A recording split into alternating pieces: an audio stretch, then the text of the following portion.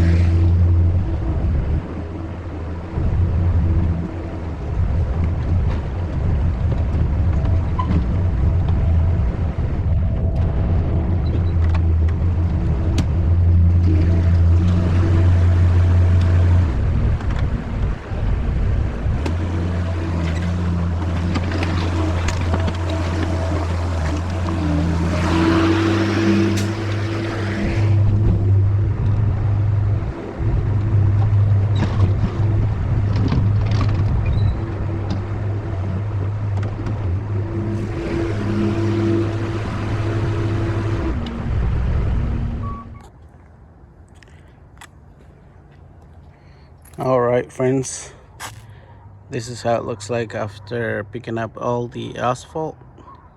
Now it's getting ready for concrete, all the rebar.